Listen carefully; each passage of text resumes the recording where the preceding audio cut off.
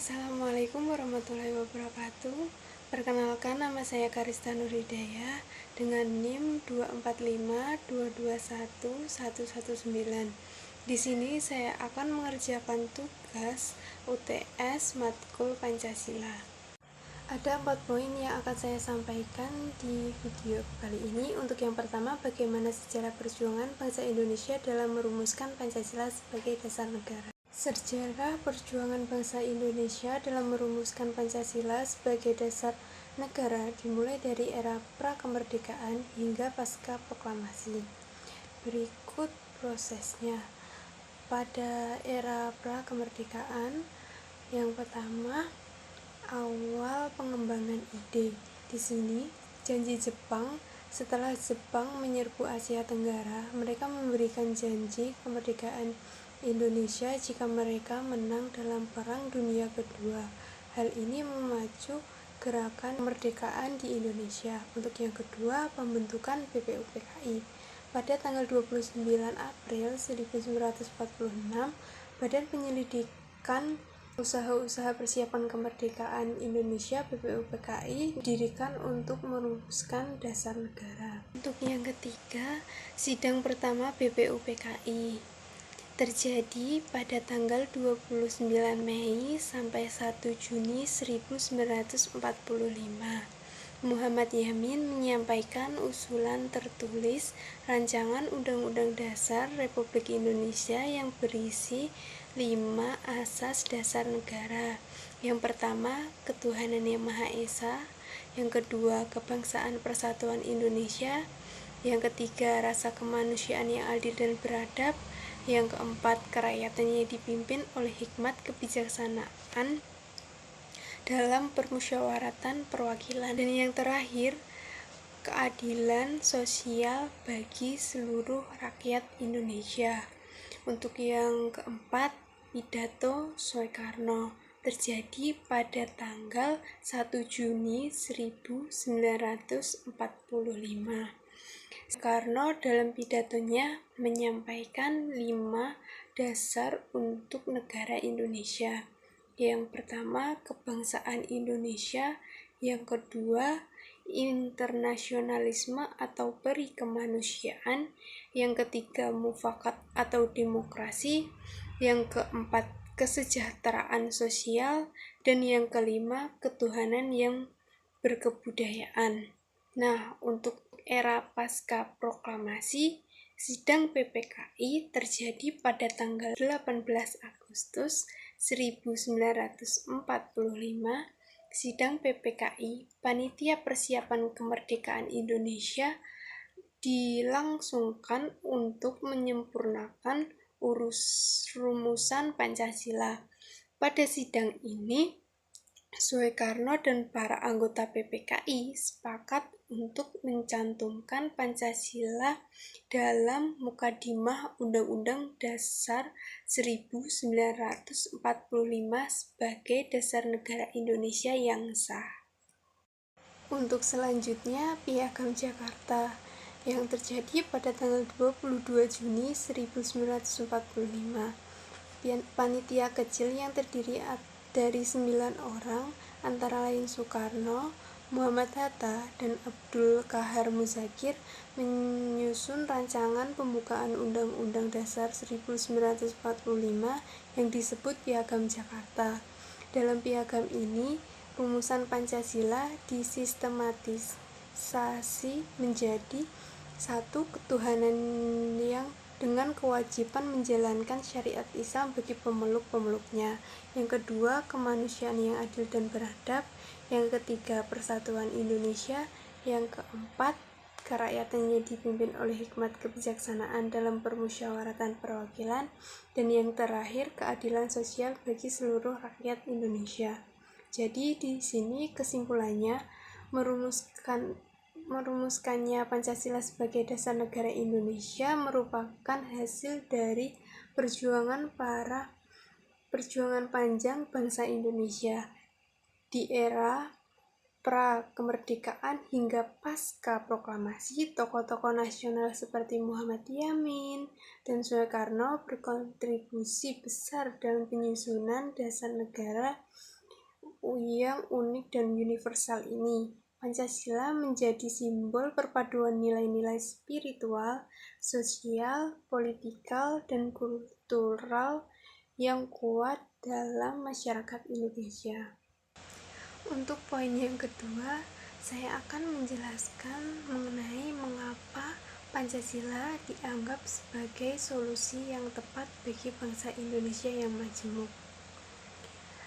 Pancasila dianggap sebagai solusi yang tepat bagi bangsa Indonesia yang majemuk karena beberapa alasan strategis dan filosofis.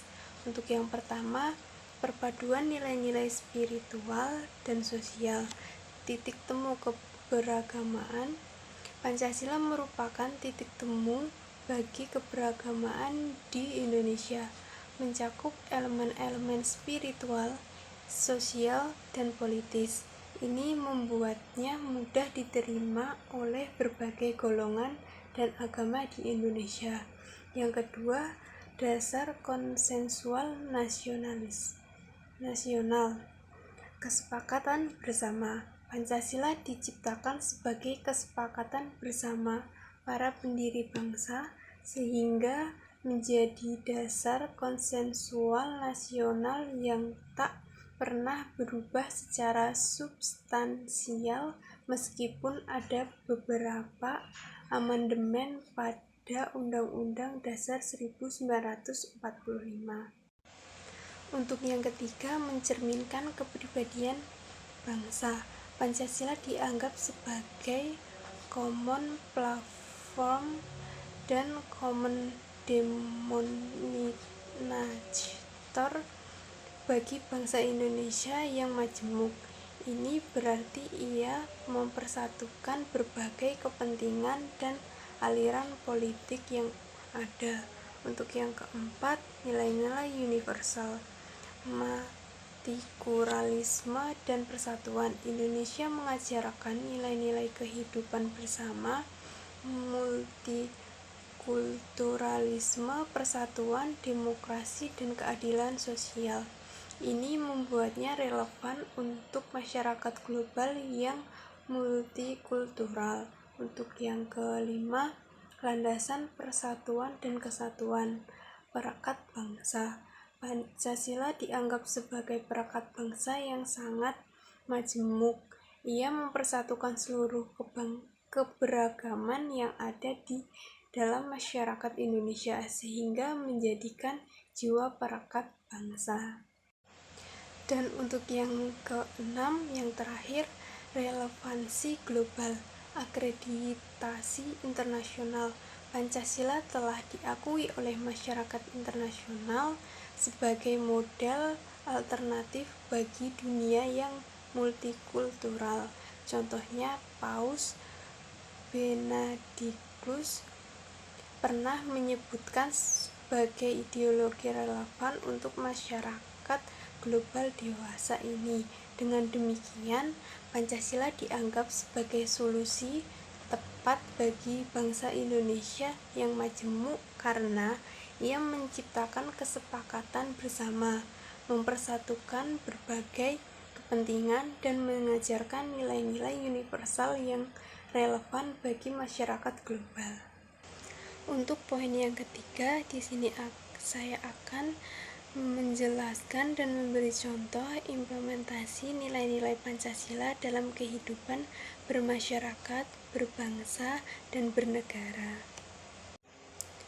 Pancasila sebagai dasar negara Indonesia memiliki 5 sila yang mencerminkan nilai-nilai luhur yang dapat diimplementasikan dalam kehidupan bermasyarakat, berbangsa, dan bernegara. Berikut penjelasan dan contoh penerapan nilai-nilai Pancasila. Untuk sila yang pertama, ketuhanan yang Maha Esa. Maknanya mengakui adanya Tuhan yang Maha Esa, menjunjung tinggi nilai-nilai keagamaan. Contoh implementasinya, toleransi beragama, menghormati perbedaan agama dan tidak memaksakan keyakinan kepada orang lain, serta bekerja sama dalam kegiatan antar umat beragama. Untuk yang kedua, kegiatan sosial keagamaan, mengadakan kegiatan amal untuk membantu sesama seperti memberikan bantuan kepada korban bencana alam. Untuk sila kedua, kemanusiaan yang adil dan beradab, maknanya menghargai harkat dan martabat setiap manusia serta memperlakukan orang lain dengan adil. Contoh implementasi: 1. Menghormati hak asasi manusia, tidak melakukan diskriminasi berdasarkan suku, agama, atau status sosial, misalnya membela hak-hak pekerja dan tidak melakukan tindakan semena-mena di tempat kerja. Yang kedua, kegiatan kemasyarakatan, terlibat dalam kegiatan sosial seperti kerja bakti sosial atau donor darah untuk membantu mereka yang membutuhkan. Sila yang ketiga, Persatuan Indonesia, maknanya menyatukan seluruh elemen bangsa untuk membangun kesatuan dalam keberagamaan. Contoh implementasinya: 1. Cinta tanah air, mengutamakan produk lokal dan mendukung usaha kecil masyarakat, misalnya memberi produk dalam negeri untuk mendukung perekonomian lokal. Yang kedua, kerukunan antar suku dan budaya, menghargai perbedaan budaya dan adat istiadat serta berpartisipasi dalam acara-acara budaya yang melibatkan berbagai suku. Untuk sila keempat, kerakyatan yang dipimpin oleh hikmat kebijaksanaan dalam permusyawaratan perwakilan, maknanya mendorong partisipasi rakyat untuk mengambil keputusan secara demokrasi. Contoh implementasinya: musyawarah untuk mufakat.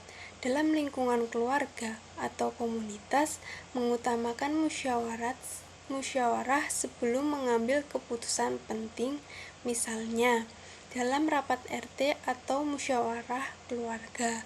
Untuk yang kedua, contohnya pemilihan umum yang adil, berpartisipasi aktif dalam pemilu dengan memilih calon pemimpin berdasarkan visi misi yang jelas dan bukan karena tekanan atau iming-iming.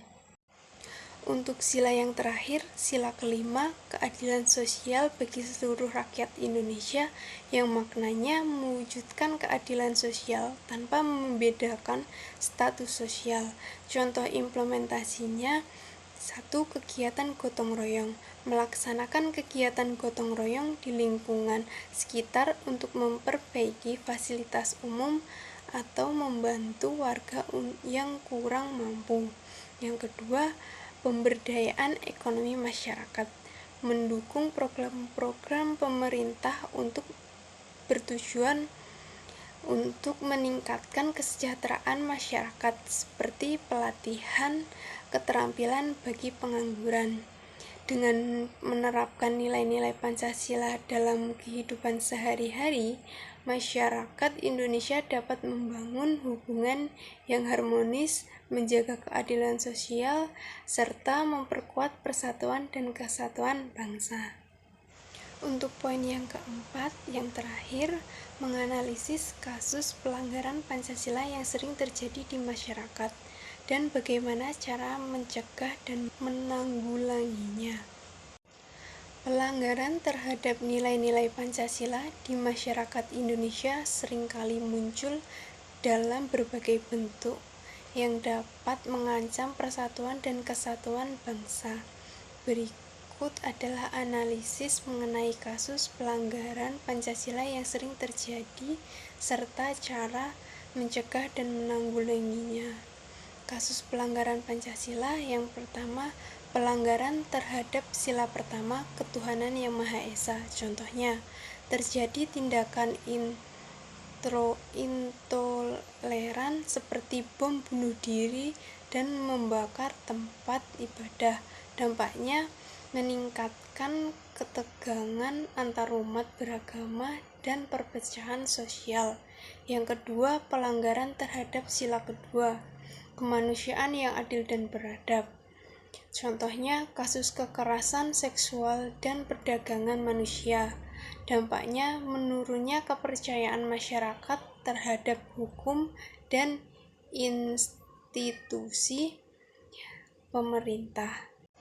Yang ketiga, pelanggaran terhadap sila ketiga Persatuan Indonesia. Contohnya, konflik antar kelompok adat dan perusahaan tambang serta ketegangan di Papua.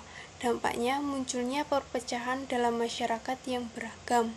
Yang keempat, pelanggaran terhadap sila keempat, kerakyatan yang dipimpin oleh hikmat kebijaksanaan dalam permusyawaratan perwakilan.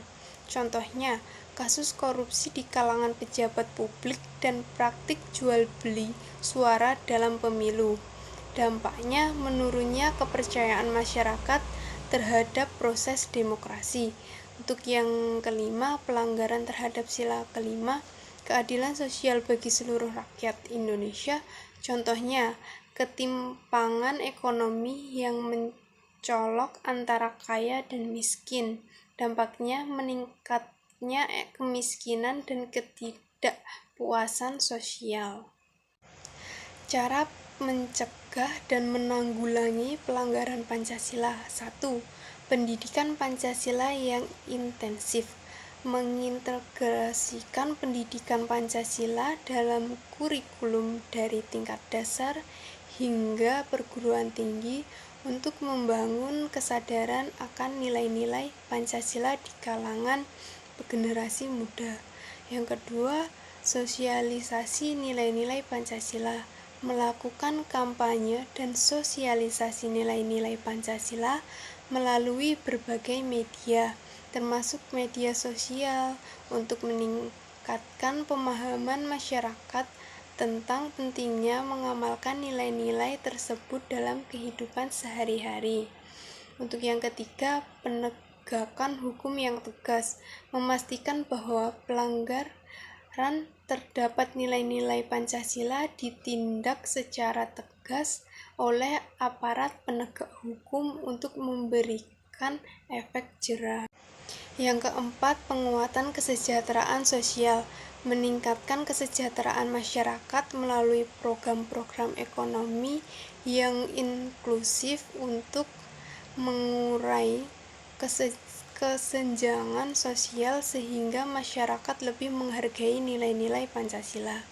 Untuk yang terakhir, yang kelima, promosi kerukunan antarumat beragama, mengadakan dialog antar umat beragama untuk membangun toleransi dan saling pengertian serta mencegah tindakan intoleransi yang dapat merusak persatuan. Dengan langkah-langkah pencegahan dan penanggulangan ini, diharapkan pelanggaran terhadap nilai-nilai Pancasila dapat diminimalisir sehingga kekuatan bangsa Indonesia tetap terjaga. Sekian penjelasan dari saya. Apabila ada salah kata dan pengucapan yang kurang tepat, mohon dimaafkan. Wassalamualaikum warahmatullahi wabarakatuh.